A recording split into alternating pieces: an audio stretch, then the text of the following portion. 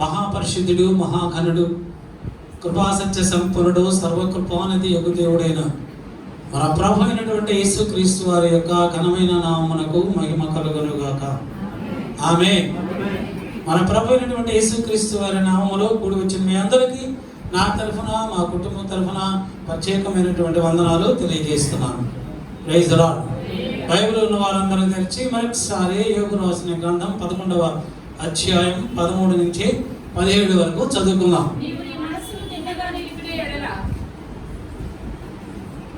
అంత స్పీడ్గా ఎలా తీశారు? నీవు నీ మనస్సును తిన్నగా నిలిపిన ఎడల, నీ చేతిలో ఆయన వైపు చాపిన ఎడల,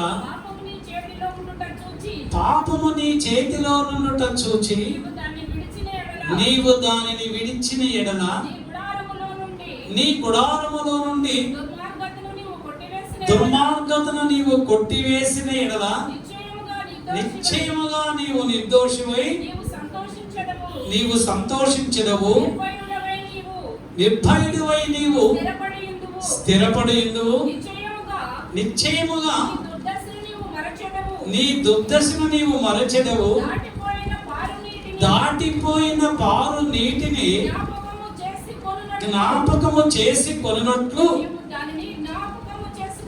నీవు దానిని జ్ఞాపకము చేసుకొనిదవు. అప్పుడు నీ బ్రతుకు, నీ జీవితం మధ్యాహ్నకాల తేజస్సు వలె అధికముగా ప్రకాశించును.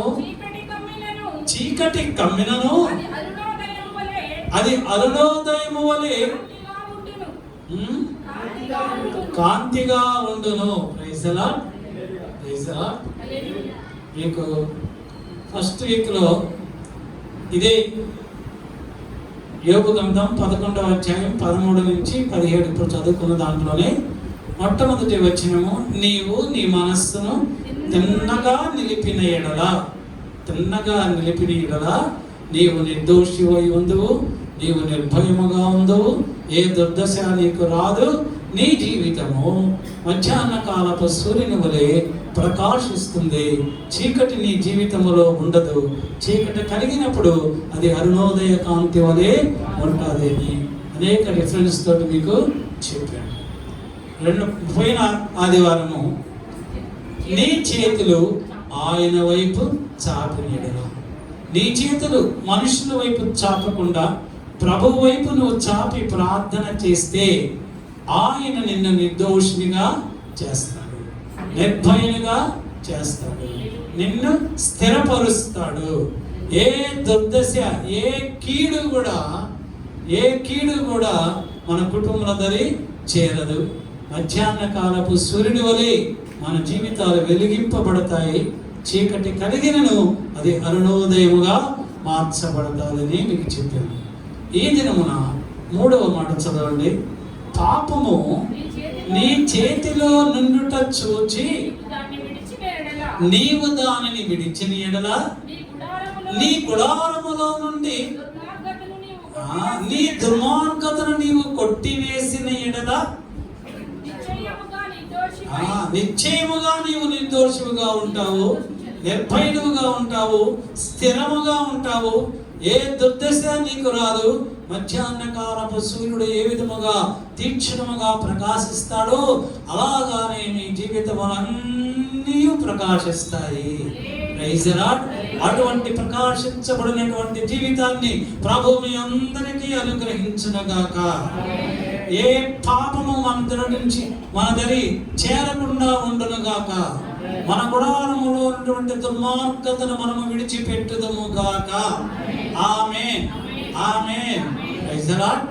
హల్లెలూయా, హల్లెలూయా. ఏది పాపము? Praise the Lord. పాపము, సిన్, వాట్ ఇట్ ఈస్. ఏది పాపము? బైబిల్ ఏం చెప్తుంది? Praise the Lord. మొదటి యోహాను పత్రిక 5వ అధ్యాయం 17వ వచనం రాయబడుతుంది. All wrong doing is sin. సకల దుర్నీతియు పాపము. సకల దుర్నీతియు పాపము. యోహాను రాసిన మొదటి పత్రిక 5వ అధ్యాయం 17వ వచనం. అపోస్తలుడైన పౌలు రోమీయులకు రాసినటువంటి పత్రిక 14వ అధ్యాయము 23వ వచనం రాయబడుతుంది. విశ్వాస మూలము కానిదేదో అది పాపము. Unfaithfulness is sin. యోహాను రాసినటువంటి మొదటి పత్రిక 3వ అధ్యాయం 4వ వచనం రాయబడుతుంది. ఆజ్ఞాతిక్రమమే పాపము. ఆజ్ఞాతిక్రమమే పాపము. దేవుని యొక్క ఆజ్ఞలను ఎవరైతే పాటించరో, ఆజ్ఞలకు లోబడరో వారు పాపము చేసినట్లు. ఆజ్ఞాతిక్రమమే పాపం. ఆజ్ఞలను అతిక్రమించటమే పాపము. ఆజ్ఞలను బ్రేక్ చేయడమే పాపము. Praise the lord. సమూయేలు రాసినటువంటి మొదటి పత్రిక 15వ అధ్యాయము 23వ వచనములో సమూయేలు అంటున్నాడు, తిరుగుబాటు చేయుట. ఎవరికి తిరుగుబాటు? మన దేవునికి ఎవరైతే తిరుగుబాటు చేస్తారో, దేవునికి వ్యతిరేకముగా జీవిస్తారో వారు శోధి చెప్పుట అనుదానికి సమానము. అది పాపము.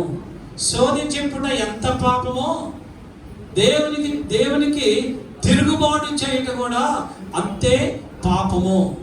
యాకోబు రాసినటువంటి పత్రిక 4వ అధ్యాయము 17వ వచనంలో రాయబడుతుంది, మేలైనది చేయకుండుటయే పాపము.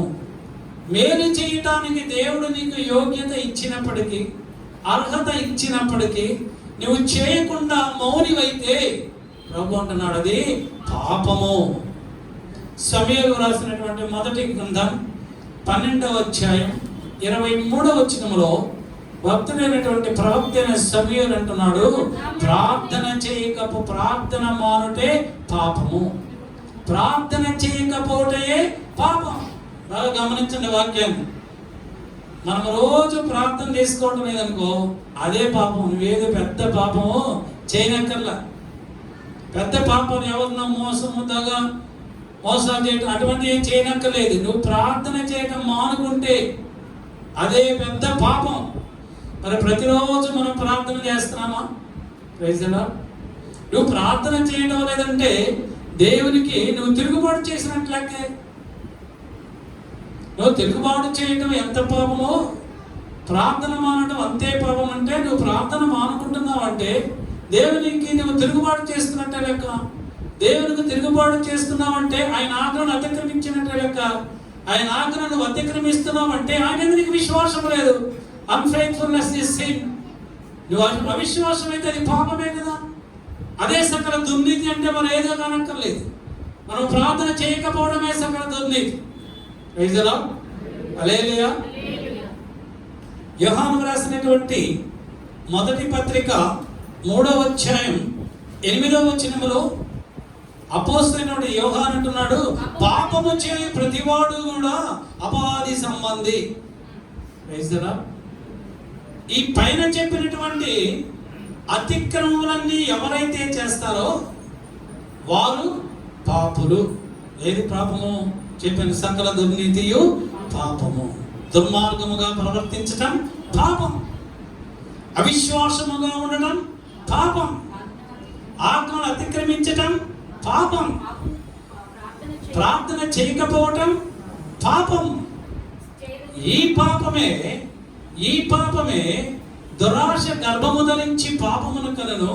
పాపము పరిపక్వమై మరణము కలుగుతుంది. అంటే పాపము పరిపక్వమైనప్పుడు, మనలో పాపము పరిపక్వమైనప్పుడు ఆ పాపము మనల్ని ప్రభు సన్నిధికి దూరపరుస్తుంది.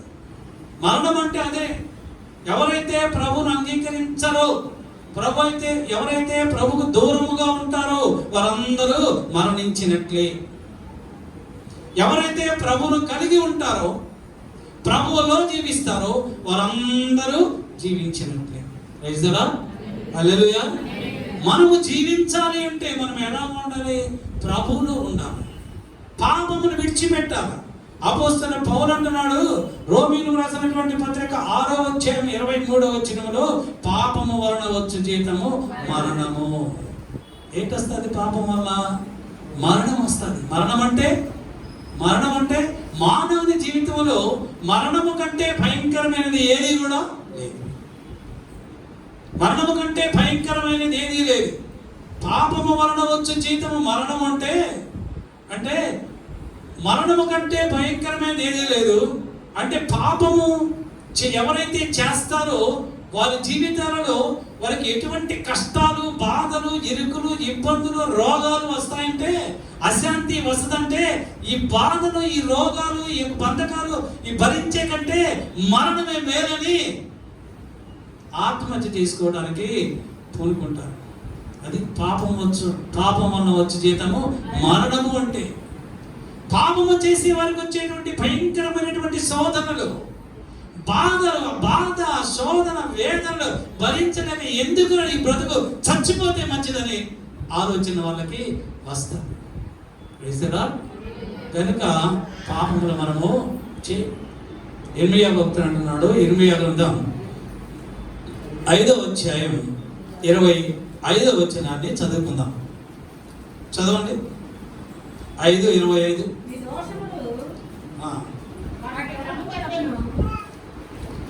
మీకు మేలు కలుగుకుంటుటకు మీ పాపములే కారణం. 5:25 ఇర్మియా గ్రంథంలో ఏమంటున్నాడు ప్రవక్త?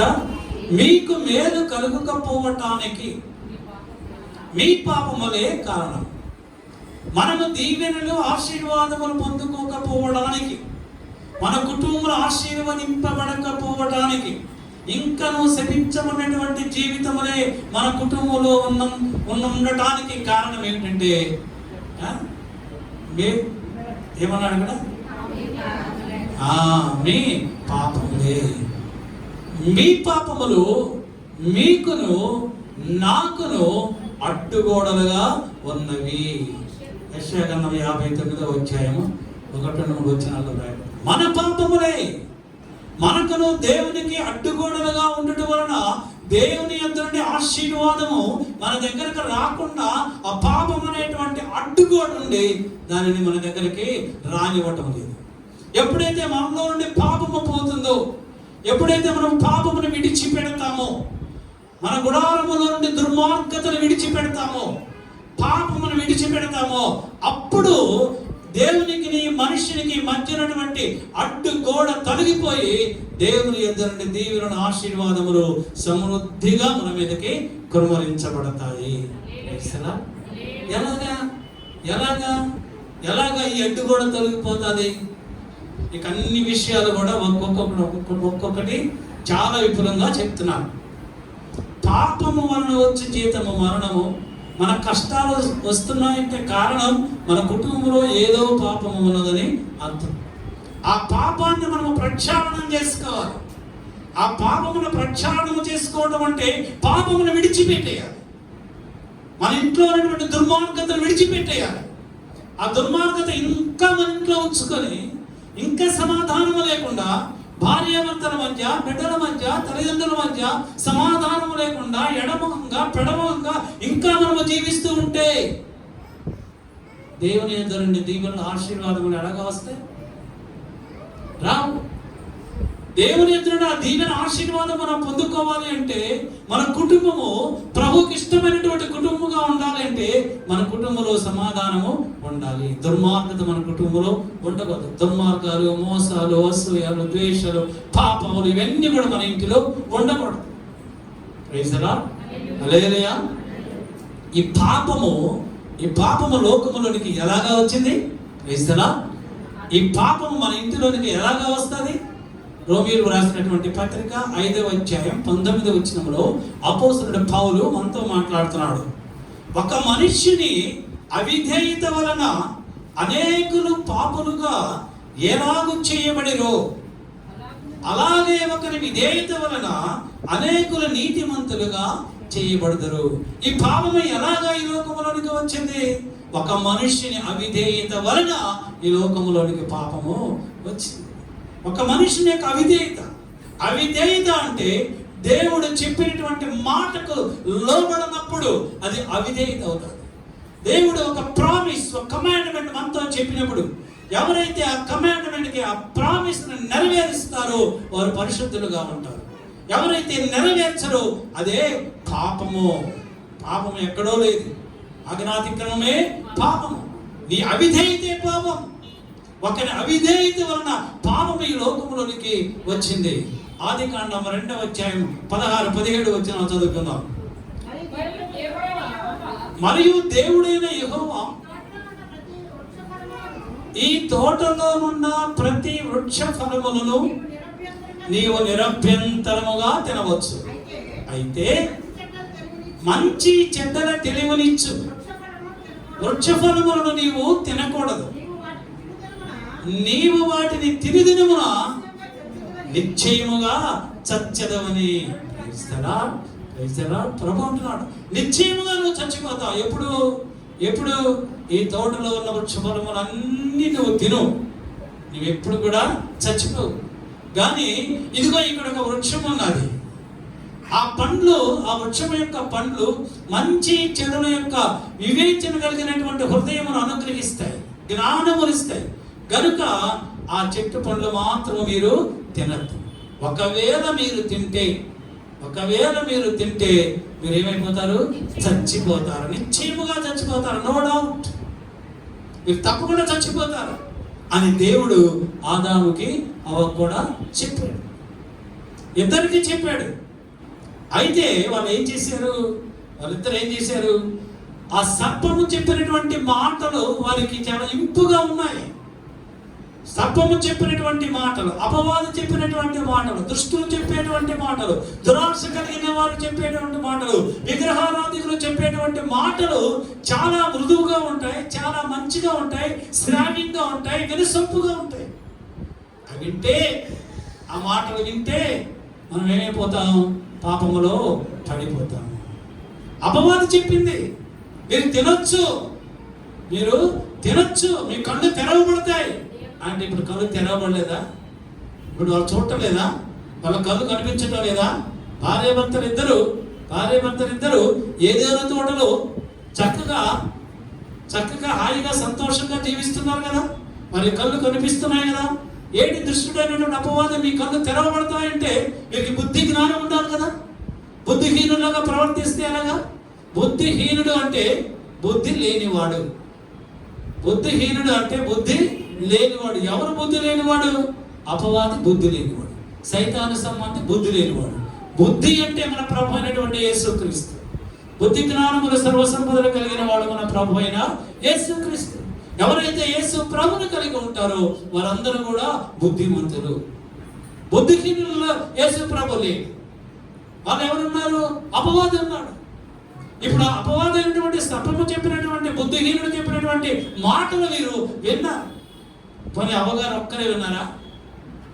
అవ్వ ఒక్కటే విన్నదా సైతాని మాట?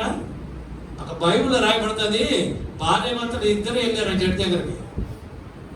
మీ తర్వాత ఇంగ్లీష్ బైబిల్ చదువుకోండి, తెలుగు బైబిల్ వాళ్ళు ఇద్దరు భార్యాభర్తలు ఇద్దరు వెళ్ళారు జడ్జి దగ్గరికి. ఇద్దరు వెళ్ళి, భార్య కొంచెం స్పీడ్ అయిపోయింది, భర్త అక్కడే ఉన్నాడు, పండు కోసింది. మరి భర్త చెప్పాలి కదా, దేవుడు తినొద్దన్నాడు, నువ్వు తినొద్దు, నువ్వు తింటే నువ్వు చస్తావు, నీతో పాటు నేను కూడా చచ్చిపోతానే, ఎందుకు ఇద్దరం చచ్చిపోవటం, నువ్వు తినొద్దు, మన ఇద్దరం బతుకుదాము, సాయంకాలం దేవుడు వస్తాడు, మళ్ళా మనందరం కలిసి మాట్లాడుకోవచ్చు, ఇప్పుడు చచ్చిపోయామంటే రాడే అని భర్త చెప్పొచ్చు కదా. చెప్పలేదు. ఎందుకు చెప్పలేదు? వాళ్ళ మారిన ప్రేమ, భార్య మీద ప్రేమ ఎక్కువై పొంగిపోయి పాపం చేయటానికి కూడా, దేవుని వాడడానికి వ్యతిరేకంగా చేయటానికి కూడా ఇష్టపడ్డాడు. ఈ రోజులో చాలా మంది అలానే చేస్తారు. భార్యని సంతోష పెట్టడం కొరకు అక్కడికి వెళ్దామంటే, ఇక్కడికి వెళ్దామంటే, ఇది కావాలంటే వెళ్తారు, అప్పు చేస్తారు, అప్పులు చేసి అది కొనిపెడతారు, ఇది కొనిపెడతారు, అన్ని కొనిపెడతారు భార్యను తృప్తిపరచాలని. చివరికి అప్పులు పాలైపోయి ఏం చేయాలో అర్థం కాని పరిస్థితి. కనుక ఇక్కడ ఆదాము అవ్వలిద్దరూ కూడా పాపం చేశారు. దేవుడు తినవద్దు అన్న చెట్టు యొక్క వృక్ష ఫలములను ఎప్పుడైతే భార్య అయినటువంటి అవ్వ కోసుకొని తను తిన్నది అంతపడి తన భర్త కూడా ఇచ్చింది, ఆదాము కూడా తిన్నాడు. క్రైస్తలా హల్లెలూయా. అవిధేయత వలన ఒక మనుషుని యొక్క అవిధేయత వలన ఈ లోకములోనికి పాపము వచ్చింది. హల్లెలూయా, హల్లెలూయా, హల్లెలూయా. రోమీయులకు రాసినటువంటి పత్రిక 5వ అధ్యాయం 12వ వచనములో అపోస్తలుడైన పౌలు అంటున్నాడు, ఇట్లుండగా ఒక మనుష్యుని ద్వారా పాపము ద్వారా మరణములు లోకములో ఎలాగూ ప్రవేశించెనో అలాగుననే మనుష్యులందరూ పాపము చేసినందున మరణము అందరికీ సంప్రాప్తమయ్యెను. ఆ అవిధేయత వలన, ఆ ఒక్క మనుష్యుడు చేస్తున్నటువంటి పాపం వలన ఈ లోకములో ఉన్న మనుషులందరూ కూడా పాపములో పడిపోయి చివరికి మరణం వారికి సంప్రాప్తించెను. హల్లెలూయా, హల్లెలూయా. దుర్మార్గముగా ప్రవర్తించుట పాపము. ఇందాక చెప్పాను, దుర్మార్గముగా ప్రవర్తించుట పాపం. దినవృత్తాంతముల గ్రంథం 2వ దినవృత్తాంతముల గ్రంథం 2 Chronicles 22 verses 2 చదవండి. యోధారాజు అయినటువంటి అహస్య ఏలన ఆరంభించినప్పుడు 42 ఏళ్ల వాడై యెరూషలేములో 1 సంవత్సరము ఏలెను. అతని తల్లి ఒమ్రీ కుమార్తె, ఆమె పేరు అతల్య. దుర్మార్గముగా ప్రవర్తించుటకు అతని తల్లి అతనికి నేర్పుతూ వచ్చెను గనుక అతడును ఆహాబు సంతతి వారి మార్గమున నడిచెను. ఆహాబు సంతతి వారి మార్గం అంటే వారి విగ్రహారాధికుల వైపు నడిచినటువంటి మార్గం, దేవుని చేత శపించబడినటువంటి మార్గంలో ఆహాబు నడిచాడు. అయితే ఈ యొక్క అహస్య తల్లి పేరు అతల్య. బాగా గమనించండి. 42 సంవత్సరాల వయసులో ఇతడు యూదా రాజ్యమునకు రాజుగా ఉన్నాడు. ఎన్ని సంవత్సరాలు పరిపాలించాడు? 1 సంవత్సరం మాత్రమే పరిపాలించాడు. ఎందుకు 1 సంవత్సరం పరిపాలించాడు? రాజైన వాడు 10 సంవత్సరాలు 20 సంవత్సరాలు పరిపాలించాలి కదా. 1 సంవత్సరమే పరిపాలించాడు. ఎందుకంటే ఆ అహస్య యొక్క తల్లి అతల్య అతనికి బాల్యము నుండి దుర్మార్గతను నేర్పించెను. Praise the Lord. దుర్మార్గతను తల్లి నేర్పించింది. మనం గమనించవలసింది అది. ఎవరిని ఎక్కడో బయటికి వెళ్ళి స్నేహితుల ద్వారా, వాళ్ళ ద్వారా, వీళ్ళ ద్వారా దుర్మార్గం నేర్చుకోలా. కన్న తల్లే నేర్పిందట దుర్మార్గతని. మరి ఈ రోజుల్లో అటువంటి తల్లులుంటే మరి పిల్లలు ఏమైపోతారు? అర్ధాయుష్లో చచ్చిపోతారు.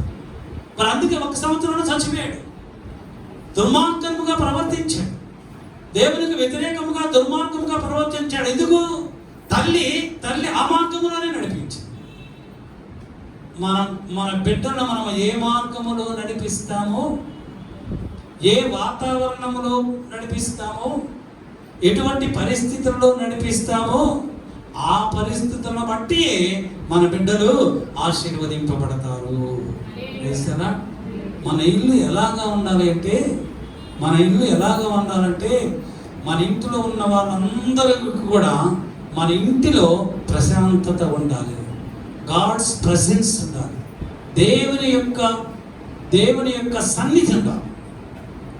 దేవుని యొక్క సమాధానం మన ఇంటిలో ఉండాలి. గొడవలు ఉండకూడదు, తగాదాలు ఉండకూడదు, ఎడమొహం పెడమొహంలాగా ఉండకూడదు, చిన్నదానికి పెద్దదానికి చిరాకు ఫలాకులు ఇంట్లో ఉండకూడదు. ప్రభు సన్నిధి ఏ ఇంటిలో అయితే ఉంటుందో ఆ ఇంటిలో పిల్లలు ఏం చేస్తారు? ప్రార్థన చేసుకుంటారు.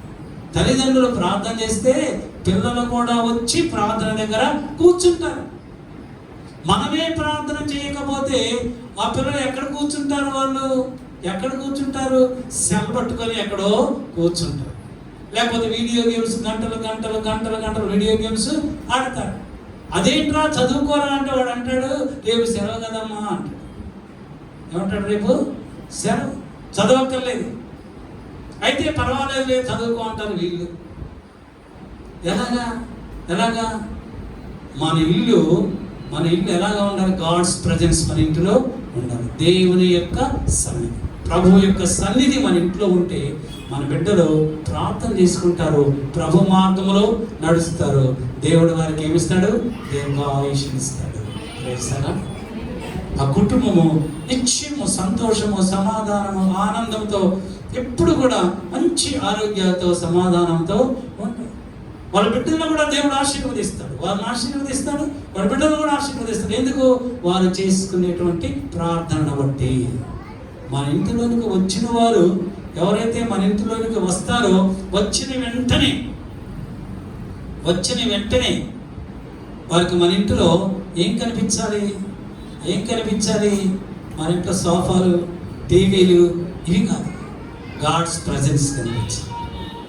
దేవుని యొక్క సన్నిధి మన ఇంటిలో ఎప్పుడైతే ఉంటుందో వారు మన ఇంట్లోకి వచ్చిన వెంటనే ఏంటి సంథింగ్ ఇంట్లో ఏదో తేడాగా, మన ఇంటిలాగా వీళ్ళ ఇల్లు లేదే, ఒక ఈ ఇంట్లో అడుగుపెట్టిన వెంటనే నా మనస్సుకి ఎంతో సంతోషంగా ఉంది, నా హృదయంలో ఉన్న భారము తొలగిపోయింది, చాలా నెమ్మది నాకు ఉంది, సమాధానంగా ఉంది అని అనుకునేటట్టుగా ఉంటాను. అలాగ ఉంటున్నాయా మన ఇల్లు? అలా ఉంటున్నాయా? వచ్చిన ఇష్టం ఎందుకు వచ్చామరా బాబు ఇంటికి అన్నట్టుగా ఉంటున్నాయా? అలా ఉండనే ఒకండి, అలా ఉండకూడదు. మన ఇల్లు ఎలాగ ఉండాలా? నిత్యము ప్రభు సన్నిధి మన ఇంటిలో ఉండాలి. ఒక స్నేహితుడైనా, ఒక బంధువైనా, అది ప్రభు నమ్ముకున్న బిడ్డలైనా, విగ్రహారాధకులైనా మన ఇంటిలో గుమ్మము లోపలికి అడుగు పెట్టిన వెంటనే దేవుని యొక్క ప్రసన్నత వాళ్ళు అనుభవించారు. అప్పుడు అంటారు, ఇంటికి వచ్చామండి, ఇంట్లో అడుగు పెట్టిన వెంటనే ఎక్కడ లేని సంతోషం, ఎంతో ఆనందం. ఇప్పటి వరకు కూడా ఏ కార్యము జరగలేదు. మీ ఇంటికి వచ్చాను, మీరు ప్రార్థన చేశారు, నేను ఇంటికి వెళ్ళే లోపలే ప్రభు మా పక్షంగా గొప్ప కార్యం చేశారు. అటువంటి సాక్ష్యం మనకి కావాలి. వేస్తారా? అటువంటి సాక్ష్యం మనకు కావాలి. మన ఇంట్లో అడుగుపెట్టిన వాళ్ళు కూడా ఆశీర్వదింపబడాలా. మనం మాత్రమే కాదు, మనం ఒక్కరిని ఆశీర్వదింపబడితే సరిపోదు, మన ఇంట్లో అడుగుపెట్టిన వారు కూడా ఆశీర్వదింపబడాలి.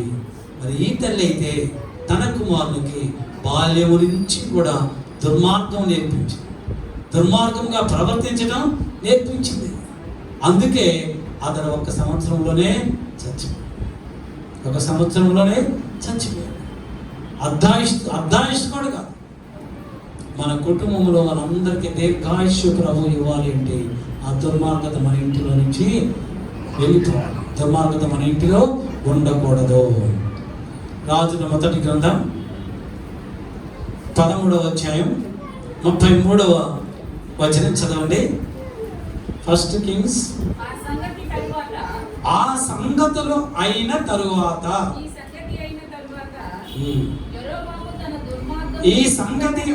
తరువాత యెరోబాము తన దుర్మార్గతను విడిచిపెట్టక సామాన్య జనులలో కొందరిని ఉన్నత స్థలములకు యాజకులుగా నియమించెను. తనకిష్టులైన వారిని యాజకులుగా ప్రతిష్ఠించి వారిని ఉన్నత స్థలములకు యాజకులుగా నియమించెను.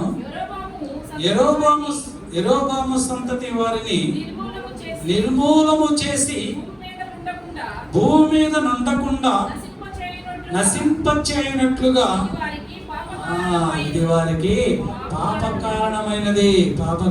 ఏది పాప కారణమైనది? యెహోవా మందిరమును తీసివేసి ఉన్నత స్థలముల మీద బలిపీఠమును కట్టించి రోడ్డు మీద వెళ్ళే వాళ్ళని, పోయే వాళ్ళని, తనకి ఇష్టమైన వాళ్ళందరినీ, యోగ్యత లేని వాళ్ళందరినీ యాజకులుగా నియమిస్తే అది ఆ దుర్మార్గతను బట్టి ఆ పాపము ప్రభు సన్నిధికి వెళ్ళినప్పుడు ప్రభు అంటున్నాడు, అది వారి సంతానాన్ని నిర్మూలన చేస్తాను. తెలుస్తారా? మన గృహంలో దుర్మార్గత ఉంటే యెరోబాము చేసిన దుర్మార్గత ఏంటి? ఉన్నత స్థలములలో విగ్రహాలను నిలబెట్టాడు. అంతకుముందు వచనాల్లో చూస్తే 13వ అధ్యాయంతో చదివితే అక్కడ రాయబడుతుంది, యెరోబాము దగ్గరికి ఒక సేవకుడు వచ్చాడు, ఒక ప్రవక్త వచ్చాడు. ఆ ప్రవక్త పేరు రాలేదు. ఆ ప్రవక్త వచ్చి చెప్తున్నాడు యెరోబాముతోటి, యెరోబాము నీవు యెహోవా మందిరములో బలిపీఠముల దగ్గర ధూపార్తి వేస్తున్నావు, అది నువ్వు వేయకూడదు. ఆ ధూపార్తి రాజువైన నువ్వు వేయకూడదు, అవి యాజకులు మాత్రమే చెయ్యాలి. నువ్వు చేస్తున్నావు, అది తప్పు అంటే ఆ యెరొబాము అంటున్నాడు అతను పట్టుకొని రా బాబు అన్నాడు. ఎప్పుడైతే అతను పట్టుకొని శిక్షించమన్నాడో వెంటనే ఆ ప్రవక్త అన్నాడు, నువ్వు చాపినటువంటి చెయ్యి ఎండిపోవునుగాక అన్నాడు. నువ్వు చాపిన చెయ్యి ఎండిపోవునుగాక అన్నాడు. వెంటనే యెరొబాము యొక్క చెయ్యి ఎండిపోయింది. ఆ తర్వాత యెరొబాము ఆ ప్రవక్తను బ్రతిమలాడుకుంటే, ప్రవక్త ప్రార్థన చేస్తే దేవుడు ఆ చెయ్యిని మరలా ఇచ్చాడు. మరి నువ్వు పాపము చేసినప్పుడు, దేవుని సన్నిధిలో చేయకూడనటువంటి పని నువ్వు చేసినప్పుడు, దైవజనుడిని హెచ్చరించినప్పుడు నువ్వు గ్రహించాలి కదా, నువ్వు తెలుసుకోవాలి కదా. అయినప్పటికీ నీ దుర్మార్గతను నీ ఇంటిలో నుంచి నువ్వు విడిచిపెట్టకపోతే, నీ దుర్మార్గతను నీ ఇంటిలో నుంచి తీసివేయకపోతే, దేవుడు ఎలాగా నిన్ను నీ కుటుంబాన్ని ఆశీర్వదిస్తాడు? అది ఎక్కడ రాయబడింది? ఈ సంగతులు జరిగిన తరువాత, అంటే ఆ సంగతులు జరిగిన తర్వాత కూడా యెరొబాము జీవితంలో మార్పు రాలేదు. అందుకే దేవుని కోపం వచ్చింది. కోపం వచ్చి నీవు చేసినటువంటి ఈ పాపమును బట్టి నీ సంతానాన్ని నిర్మూలన చేస్తాను. క్రైస్తవులా, మన బిడ్డలు ఆశీర్వదింపబడాలి, మన బిడ్డలు దీవించబడాలి, మన బిడ్డలు అభివృద్ధి చెందాలి. అంటే మన గృహంలో ఏ దుర్మార్గత కూడా ఉండకూడదు. ఉండవలసింది ఏంటంటే ప్రార్థన మాత్రమే. దైవజనుడు చెప్పినట్లుగా చేసినట్టయితే దేవుడు ఆ కుటుంబాన్ని ఆశీర్వదించాడు. అదే విధముగా బైబిల్లో వ్రాయబడుతుంది. 2వ దినవృత్తాంతముల గ్రంథం 26వ అధ్యాయం 19వ వచనంలో ఉజ్జియా అయినటువంటి రాజు కూడా తాను స్థిరపడిన తరువాత, ఆశీర్వదింపబడిన తరువాత, అభివృద్ధి చెందిన తరువాత, దేవుని యొద్ద నుండి దీవెనను పొందుకున్న తరువాత గర్వించిన వాడై యెహోవా మందిరములో యాజకులు చేయవలసినటువంటి ఆ పనిని ఆ యొక్క మహారౌద్రుడై తానే బలిపీఠం దగ్గరకు వచ్చి ధూపం వేయించగా అందరూ చూచుండగానే అతని నొసట కుష్టము కలిగెను. Praise the Lord. యాజకుల మీద రౌద్రము చూపినప్పుడు, యాజకులు చేయవలసినటువంటి పనిని రాజుగారు చేసినప్పుడు యాజకులు హెచ్చరించిన వినలేదు. దేవుడు యొద్ద నుండి భయంకరమైనటువంటి తీర్పు ఉజ్జియాకి వచ్చింది. కనుక మన గృహములో నుంచి, మన గుడారములో నుంచి ఏం చేయాలా? దుర్మార్గతను మనము విడిచిపెట్టాలా, తీసి వేయాలా. Praise the lord. సమూయేలు మొదటి గ్రంథం 15వ అధ్యాయం 23వ వచనం చదువుకున్నాం. మీకు రెండు చెప్పాను. నెంబర్ 1, అవిధేయత వలన ఈ లోకములోనికి పాపము వచ్చింది. అవిధేయత పాపము. Praise the lord. రెండవదిగా దుర్మార్గత మన గృహములో ఉంటే పాపము. మూడవదిగా తిరుగుబాటు చేయుట సోదె చెప్పుటయను పాపముతో సమానము. Praise the lord. తిరుగుబాటు చేయకూడదు. ఇంకేముంది అక్కడ? తిరుగుబాటు చేయకూడదు. రాజుల మొదటి గ్రంథం 13వ అధ్యాయం 26వ వచనం చదవండి. తిరుగుబాటు చేయుట సోదె చెప్పుటయను పాపముతో సమానము. 1వ రాజుల 13వ అధ్యాయం 26వ వచనములో యెహోవా మాట ఆలకింపక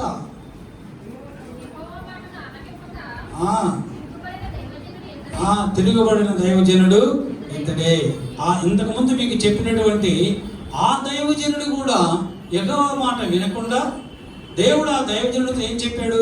నువ్వు వెళ్ళి రాజుతో చెప్పి తిరిగి వేరొక మార్గమును వెళ్ళిపోమన్నాడు. అయితే ఆ ప్రవక్త ఏం చేశాడంటే రాజుతో చెప్పిన తరువాత తిరిగి వేరొక మార్గములో వెళ్లకుండా మరొక ముసలివాడు మా ఇంటికి వచ్చి భోంచేయమన్నప్పుడు, ప్రభు నాతో మాట్లాడాడు, మా ఇంటికి వచ్చి భోంచేసి వెళ్ళమన్నప్పుడు ఈ ప్రవక్త ఆ ముసలివాడి ఇంటికి వెళ్ళి భోంచేసి ఎప్పుడైతే బయలుదేరాడో మార్గ మధ్యంలో సింహం వచ్చి అతన్ని చంపేసి యెహోవా మాటకు తిరుగుబాటు చేసింది. దేవుని మాటకు లోపడకుండా, విధేయత చూపకుండా నువ్వు తిరుగుబాటు చేస్తే పర్వాలేదులే, నాకేంటిలే. చాలామందికి ఇదొక అలవాటు.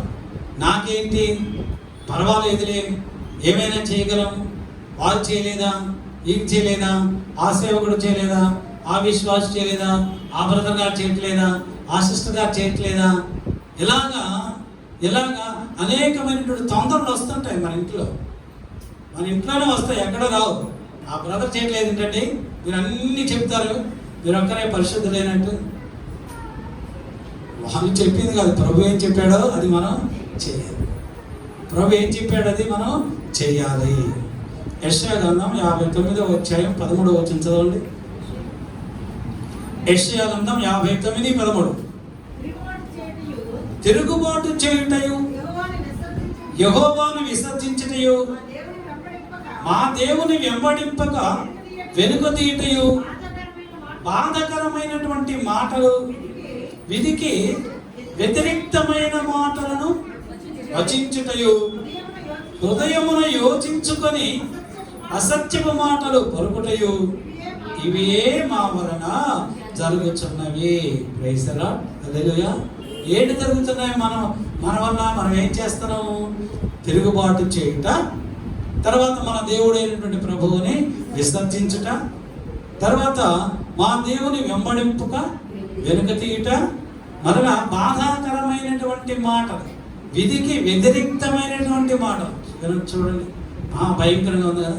విధికి వ్యతిరేక్తమైనటువంటి మాటలు మాట్లాడతారు కొంతమంది. మరి మీకు తెలుసో తెలియదా? నాకైతే తెలుసు. విధికి వ్యతిరేక్తమైనటువంటి మాటలు మాట్లాడతారు, అవతల వ్యక్తిని బాధపరిచేటువంటి మాటలు మాట్లాడతారు, ప్రభుని వెంబడించటం మానివేస్తారు. అంటే ప్రభుకు దూరముగా ఉంటారు. ఎందుకు ప్రభు దూరంగా ఉంటారు? ఎందుకు ప్రభు దూరంగా ఉంటారు తెలుసా? కొంతమంది బ్రదర్స్ చర్చికి రారు. అందరినీ అంటలేదు నేను, కొంతమందిని అంటున్నాను. వాళ్ళు ఎందుకు రారు తెలుసా? నేను అనుభవం చెబుతున్నాను. వాళ్ళు ఎందుకు రారు తెలుసా? వాళ్ళకి మందు అలవాటు ఉంటుంది. అర్థమైందా? సాయంత్రం అయితే మందు లేకపోతే వాళ్ళు పనుకోరు. కొంతమందికి లంచాలు తీసుకునే అలవాటు ఉంటుంది, కొంతమందికి వడ్డీ వ్యాపారాలు చేసే అలవాటు ఉంటుంది. ఈ మధ్య సేవకులు కూడా వడ్డీ వ్యాపారాలు చేస్తున్నారు. అంటే ధనాపేక్ష, డబ్బు సంపాదన. ఆ అలవాట్లు ఉన్న వారు మందిరానికి రారు. మనం ఎంత ప్రార్థన చేసినా మారు మనస్సు పొందాలనేటువంటి ఆలోచన నీకుంటే, ప్రభు సన్నిధికి వెళ్ళాలనేటువంటి ఆలోచన నీకుంటే, ఆ దృక్పథము నీకుంటే, ప్రభువే ఆ చెడ్డ అలవాట్లో నుంచి నేను దూరపరుస్తాడు. ప్రభువే తన సన్నిధికి నేను ఆహ్వానిస్తాడు. ప్రభువే తన సన్నిధిలోనికి నిన్ను తీసుకుంటాడు, ఆహ్వానిస్తాడు, మందిరంలో తోడుకొని వస్తాడు. ప్రభువే ప్రేరేపిస్తాడు, పురుకొల్పుతాడు, మందిరంలోకి వెళ్ళు.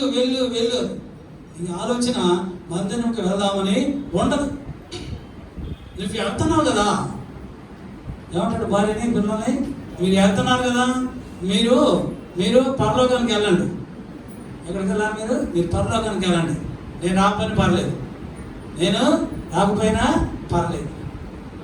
ఇలాగ మాట్లాడితే ఏం మాటలవి? విధికి వ్యతిరేక్తమైనటువంటి మాట. ఎలాగా? How God will bless. ఎలాగ దేవుడు మనల్ని ఆశీర్వదిస్తాడమో, బ్రదర్ ఆశీర్వదిస్తాడా? ప్రభు మనల్ని ఆశీర్వదించడం. అటువంటి మాటలు మనము మాట్లాడకూడదు. మన నోటితో వాటిని మనము ఉచ్చరింపకూడదు. ఇస్తారా? హల్లెలూయా. 2వ సమూయేలు గ్రంథం 11వ అధ్యాయంలో, 2వ సమూయేలు గ్రంథం 11వ అధ్యాయంలో దావీదు ఊరియా భార్య అయినటువంటి బెత్షెబా విషయంలో పాపం చేశాడు. తెలుసా? దావీదు ఊరియా భార్య అయినటువంటి బెత్షెబా విషయంలో పాపము చేశాడు. ఎందుకు పాపం చేశాడు? నేత్రాశ వలన, కంటి చూపు వలన పాపం చేశాడు. మనుషులు పాపములు ఎందుకు చేస్తారంటే 3 కారణాలు. 1 శరీరాశ, నేత్రాశ, జీవడము. ఈ లోకములో ఉన్న పాపములన్నీ కూడా ఈ 3 కేటగిరీల కిందకే వస్తాయి. దావీదు గారు చేసినటువంటి పాపం ఏంటి? నేత్రాశ, చూడకూడనిది చూశాడు, పాపము చేశాడు. ప్రవక్త వచ్చి వార్నింగ్ ఇచ్చాడు, దేవుడు శిక్ష విధిస్తానన్నాడు. అయితే దావీదు అంటున్నాడు, ప్రభువా నేను పాపము చేసి తిని. బాగా గమనించండి, ఇప్పటి వరకు పాపముల గురించి మీకు చెప్పాను.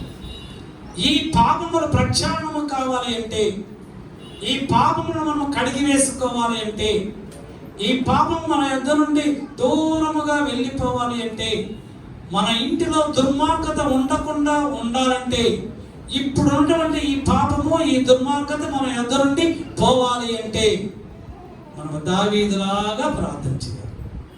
దావీదు ఎలాగా ప్రార్థన చేశాడు? ప్రభువా ప్రభువా నేను పాపము చేసి తిని, నేను పాపము చేశాను. అతిక్రమం దాచిపెట్టేవాడు వర్ధిల్లడు, వాటిని ఒప్పుకొని విడిచిపెట్టిన వాడు కనికరం పొందుతాడు. ఒప్పుకోవాలి నువ్వు ప్రభు సన్నిధిలో. నువ్వు తెలుసో తెలియకో పాపమో దుర్మార్గతో నువ్వు చేశావు, మనుషులు కనుక చేస్తారు. అయితే ఆ దుర్మార్గత నీలో నుండి పోవాలంటే, ఆ పాపము నీలో నుండి పోవాలి అంటే ప్రభు సన్నిధిలో నీ పాపమును నువ్వు ఒప్పుకోవాలి. ఒప్పుకుని దాన్ని నువ్వు విడిచిపెట్టాలి. దావీదు అంటున్నాడు 32వ కీర్తన 5వ వచనంలో, నా దోషమును కప్పు కొనక నీ ఎదుట నా పాపమును ఒప్పుకున్నాను. నేను చేసిన పాపాన్ని దాచిపెట్టలా. ఈ లోకంలో ఎవరికి తెలియదులే, నేను రాజుగారులే అని నేను దాచిపెట్టలేదు. ఎందుకంటే నీవు సర్వాంతర్యామివి, నీకు తెలియనిది ఏమీ లేదు. రహస్య స్థలములలో దాగి ఉన్నది కూడా నీవు తెలుసుకొనగలిగినటువంటి దేవుడవు కనుక, నీ యందు భయభక్తులు కలిగిన వాడనై నేను నా దోషమును కప్పుకొనక నీ సన్నిధిలో నా పాపమును నేను ఒప్పుకొనుచున్నాను. ఒప్పుకుంటే దేవుడు నీ పాపమును క్షమిస్తాడు. యోహాను రాసినటువంటి మొదటి పత్రిక 1వ అధ్యాయం 9వ వచనం చదవండి. యోహాను రాసిన మొదటి పత్రిక 1వ అధ్యాయం 9వ వచనం, మన పాపములను మనము ఒప్పుకొని ఎడల ఆయన నమ్మదగిన వాడును నీతిమంతుడును కనుక ఆయన మన పాపములను క్షమించి సమస్త దుర్నీతి నుండి మనను పవిత్రులుగా చేయను. అపోస్తలుడైన యోహాను అంటున్నాడు, మన పాపములను మనము ఒప్పుకొని నా ఎడల, మన పాపములను మనము ఒప్పుకొని నీ ఎడలను ఒప్పుకుంటే ఆయన నీతిమంతుడు. ఆయన మన పాపములను క్షమించి మనం ఎలాగా చేస్తాడు? పవిత్రులుగా చేస్తాడు. మనము ప్రభు సన్నిధిలో, ప్రభు సముఖములో, మనం ఆయన కనుదృష్టిలో మనం పరిశుద్ధులుగా ఉండాలి అంటే, పవిత్రులుగా ఉండాలి అంటే మన పాపముల నిమిత్తము ప్రతిరోజు కూడా రాత్రి వేకువజామున ప్రభు సన్నిధిలో మన పాపములను మనం ఒప్పుకోవాలి. మనం అందరము కూడా తెలిసో తెలియకో, చూపు వలన, నడక వలన, చేతుల వలన, తెలిసో తెలియకో ఏదో ఒక పాపము ప్రతిదినము మనము చేస్తూనే ఉంటాం. ఆ పాపముల నిమిత్తమై ప్రతి దినము కూడా ప్రభు సన్నిధిలో మనము ఒప్పుకొని వాటిని విడిచిపెట్టాలి. Praise the lord. 1వ సమూయేలు గ్రంథం 7వ అధ్యాయం 6వ వచనంలో రాయబడుతుంది, యెహోవా దృష్టికి మేము పాపాత్ములమని ఒప్పుకొనవి. దేవుని ప్రజలైనటువంటి ఇశ్రాయేలీయుల మీదకి ఫిలిష్తీయులు దండెత్తి యుద్ధానికి వచ్చారు. అయితే ఫిలిష్తీయులను జయించడం కావలసినటువంటి శక్తి దేవుని బిడ్డలకు లేదు కనుక, ఎందుకు లేదు? దేవుని ప్రజలు పాపము చేశారు కనుక. సమూయేలు అంటున్నాడు, మీరు పాపము చేశారు, మీ పాపములన్నీ కూడా దేవుని సన్నిధిలో మీరు ఒప్పుకోండి, అప్పుడు మీకు శత్రువుల మీద జయమిస్తాడు అన్నాడు. వెంటనే వారందరూ కూడా ప్రభు సన్నిధిలో తమ పాపములను ఒప్పుకొనిరి. ఎప్పుడైతే ఒప్పుకున్నారో వెంటనే దేవుడు తన ప్రజల పక్షముగా ఉండి ఫిలిష్తీయులను తరిమి కొట్టి ఫిలిష్తీయుల మీద దేవుని ప్రజలకు గొప్ప విజయము అనుగ్రహించాడు. లేస్తారా? ఒప్పుకోవాలి. ఒప్పుకుంటే దేవుడు నిన్ను బహుగా ఆశీర్వదిస్తాడు. యేసు ప్రభుని సిలువ వేసినప్పుడు, ఇద్దరు దొంగలు, ఒకడు కుడి పక్కన ఒకడు ఎడమ పక్క ఉన్నాడు. ఆ రెండవ దొంగ అంటున్నాడు మొదటి దొంగతోటి, మనము పాపము చేశాం. వేసారా?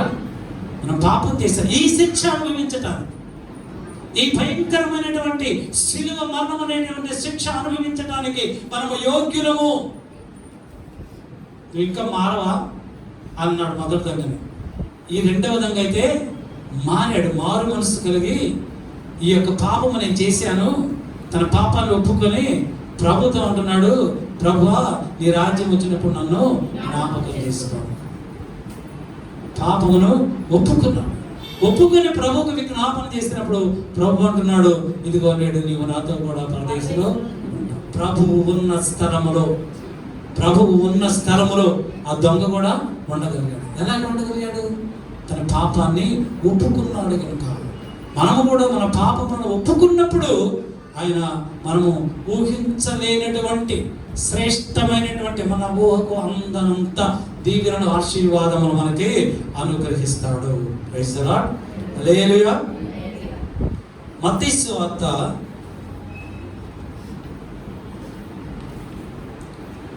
1వ అధ్యాయము 21వ వచనం చదువుకుంటానికి ముందు యోహాను రాసిన మొదటి పత్రిక 2వ అధ్యాయం 12వ వచనం చదువుకుందాం. యోహాను రాసిన మొదటి పత్రిక 2వ అధ్యాయం 12వ వచనం. ఆయన నామమును బట్టి మీ పాపములు క్షమింపబడి ఉన్నవి. చాలు. Praise the lord. ఎలాగ మన పాపములు క్షమించబడ్డాయి? ఆయన నామమును బట్టి మన పాపములు క్షమించబడ్డాయి. ఎవరి నామము? ఆయన అంటే ఎవరు? ఆయన అంటే ఎవరు?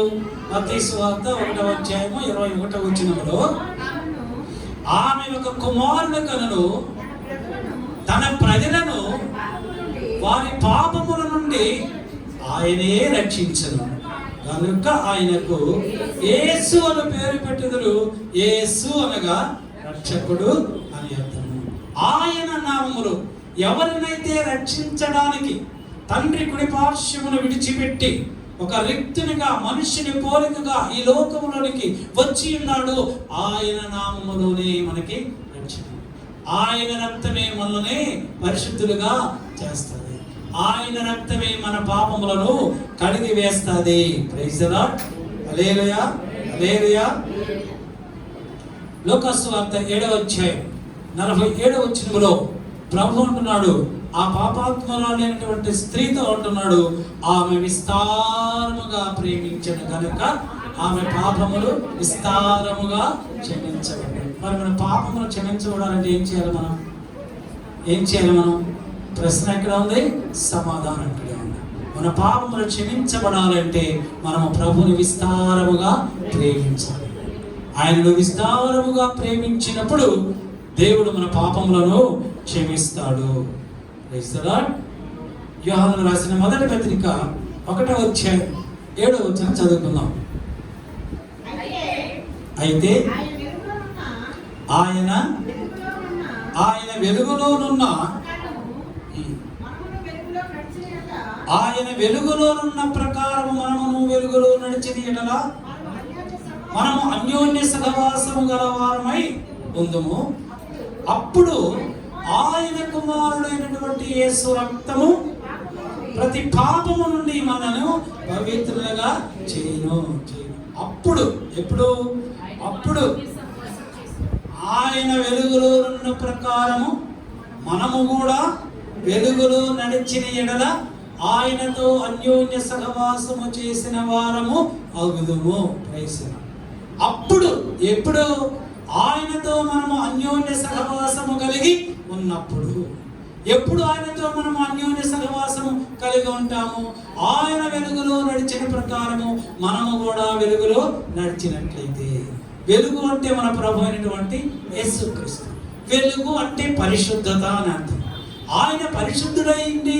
పరిశుద్ధతలో ఏ విధముగా నడిచాడో మనము కూడా పరిశుద్ధతలో మనము నడిచినట్లయితే, ఆ వెలుగులో మనము నడిచినట్లయితే, ఆ వెలుగును మనము వెంబడించినట్లయితే, అప్పుడు ఆయన మనలో ఉంటాడు, మనము ఆయనలో ఉంటాము.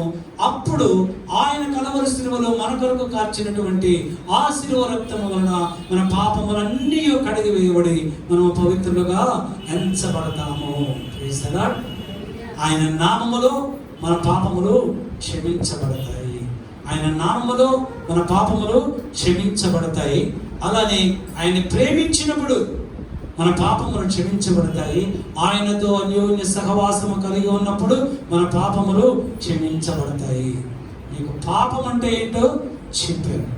పాపం అంటే ఏంటో చెప్పారు. పాపము చేసిన వారు అనుభవించినటువంటి ఆ భయంకరమైనటువంటి జీవితాలను గురించి మీకు తెలియజేశారు. మన గృహంలో ఏముండాలో కూడా మీకు తెలియజేశారు. మన పాపములను ఏ విధముగా ఒప్పుకోవాలో కూడా మీకు చెప్పారు. ఒప్పుకుంటే దేవుడు ఏ విధముగా ఆశీర్వదిస్తాడో కూడా మీకు తెలియజేశారు. చివరిగా హెబ్రీయులకు రాసినటువంటి పత్రిక 1వ అధ్యాయం 3వ వచనాన్ని చదువుకుందాం. పాపముల విషయంలో శుద్ధీకరణము తానే చేసి మహామహుడుకు దేవుని కుడి పార్శ్వమున కూర్చుండెను. హల్లెలూయా. పాపముల విషయంలో శుద్ధీకరణ తానే చేసి మహామహుడుకు దేవుని కుడి పార్శ్వమున కూర్చుండెను. హల్లెలూయా. పాపము విషయంలో శుద్ధీకరణ ఆయన చేశాడు. మన పాపములన్నింటినీ ఆయన శుద్ధీకరణ చేశాడు. ఎలాగా శుద్ధీకరణ చేశాడంటే కలువరి శిలువలో ఆయన చిందించినటువంటి రక్తము వలన మనం అందరము కూడా పరిశుద్ధులుగా మార్చబడ్డాం. ఆయన శిలువ రక్తము మన పాపముల నుండి మనల్ని పవిత్రులుగా చేసింది. ఈ లోకములో ఉన్న సకల మానవులను కూడా ఆయన రక్తము చేత కడిగి వేయాలని ఆయన ఆశపడుతున్నాడు.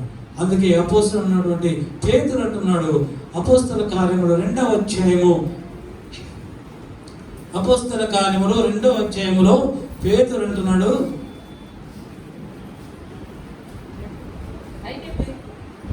అపోస్తల కార్యములు 2వ అధ్యాయములో పేతురు, మీరు మారు మనస్సు పొంది పాప క్షమాపణ నిమిత్తం మీరు బాప్తిస్మము పొందుకోండి. మారు మనస్సు పొంది పాప క్షమాపణ నిమిత్తము ఎవరైతే బాప్తిస్మం పొందుతారో అప్పుడు మన పాపములన్నీ కూడా కడగబడతాయి.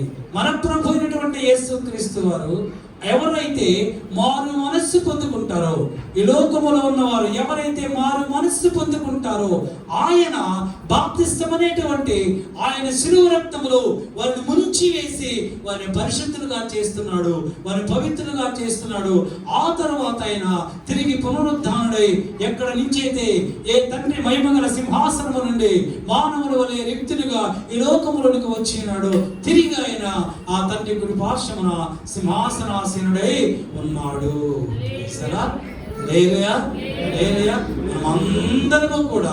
మనమందరము కూడా ఆయన శిలువ రక్తము వలన కడుగబడిన వారమే. మనమందరము కూడా పరిశుద్ధులమే. పరిశుద్ధులమైన మనము, ఆయనకి ఇష్టమైనటువంటి మనము, మన ఇంటిలో ఏ పాపము కూడా ఉండకూడదు, ఏ దుర్మార్గత కూడా ఉండకూడదు. ప్రభువుతో అన్యోన్య సహవాసము కలిగిన వారమై ఆయనను ప్రేమిస్తూ ఆయన నామములో ప్రార్థన చేస్తూ నిత్యము మనము జీవిస్తే ఆయన వెలుగు మన గృహములో నిత్యము ఉంటుంది. అటువంటి వెలుగు మన గృహములో నిత్యము వెలిగింపబడును గాక. ఆమేన్, ఆమేన్, ఆమేన్. ఈ వాక్యం ద్వారా ప్రభువు మనందరినీ ఆశీర్వదించును గాక. ఆమేన్. తల వంచండి, ప్రార్థన చేసుకుందాం. మహాపరిశుద్ధుడు, మహాకరుడు మా ప్రభువా, మా యేసయ్య, భూమి ఆకాశములకు నీవు మాత్రమే దేవుడు అయినావు. నీవు తప్ప వేరొక దేవుడు నిశ్చయముగా మాకు లేడు ప్రభు. నీవు తండ్రి ఈ పునరుద్ధానంతరమందు నీ బిడ్డల ప్రభు నీ సన్నిధిలో నీ తండ్రి మోకరించి ప్రార్థన చేస్తున్నారు. ఆయన విన్న వాక్యంలో వారి హృదయంలో భద్రపరిచేవానికి స్తోత్రం. వారిలో ఉన్నటువంటి ప్రతి బలహీనతను కూడా, మా సంఘ బిడ్డల్లో ఉన్న ప్రతి బలహీనతను కూడా నువ్వు తీసివేయాలి. నీ శిలువ రక్తమును ప్రోక్షీకరించాలి. వారి జీవితంలో, వారి కుటుంబంలో, వారి గృహంలో, వారు పనిచేస్తున్నటువంటి ఆఫీసులో ఈ శిలువ రక్తంలో ప్రోక్షీకరించి ఏ మచ్చ, ఏ డాగు, ఏ కలంకము ఆ సంఘ బిడ్డలతో చేరకుండా స్థానమైన నీ కృప తోడుగా ఉంచుకుని ఆ సంఘ బిడ్డల కొరకు మీరు దాచినటువంటి ప్రతి శ్రేష్టమైనటువంటి వేద ఈవులు సమృద్ధిగా మీరు అనుగ్రహించండి. నీ పవిత్రత, నీ పరిశుద్ధత, నీ వేలుగు, నీ సమాధానము, నీ సంతోషము, నీ ఆనందము మా సంఘ బిడ్డలందరి గృహములలో నిత్యము ఉండనట్లుగా మీరు ఆశీర్వదించండి. అనిపిస్తుంది మీరే సకల ఘనత, మహిమ, ప్రభావములు పొందుకునమని యేసు క్రీస్తు అతి శ్రేష్టమైన నామమును బట్టి అడుగుతూ వేడుకను పొందుకొని ఉన్నాము మా పరలోకపు పరమ తండ్రి. ఆమేన్, ఆమేన్, మన పరమ తండ్రి అయినటువంటి దేవుని ప్రేమయు, మన ప్రభువును రక్షకుడైన యేసుక్రీస్తు వారి యొక్క కృపా రక్షణ, పరిశుద్ధాత్మ యొక్క అన్యోన్య సహవాసము సన్నిధి కూడి వచ్చినటువంటి సంఘటనలందరికీ, వాక్యమును ప్రకటించినటువంటి దైవజనుల వారి కుటుంబాలకును, యూట్యూబ్ ద్వారా వాక్యం వినిచున్న వారందరికీ, ఈ దిన మనం అందరం రాలేకపోయినటువంటి మా సంఘ బిడ్డలందరికీ, లోకములో ఉన్న సకల పరిశుద్ధులను ఇప్పుడును ప్రభు రాకడ పర్యంతం సదాకాలము తోడైండును గాక. Amen. Amen. Hallelujah. Hallelujah. Hallelujah. Praise the lord. Praise the lord.